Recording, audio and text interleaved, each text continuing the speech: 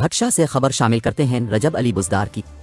بھٹشا میں پیر آف بھٹشا مرحوم سید ناظم سائیں کی یاد میں مچ کچہری کا انعقاد کیا گیا۔ ان کے صاحبزادے سید ادیب الحسن شاہ لطیفی کی جانب سے منعقدہ تقریب میں درگاہ بھٹائی کے قائم مقام سربراہ سجادہ نشین سید خاور حسین شاہ لطیفی، سید غلام رضا شاہ لطیفی، سید مرید حسین شاہ، سید یاسر شاہ، کلچرل سینٹر بھٹشا کے اسسٹنٹ ڈائریکٹر غلام مصطفی جوکھیو،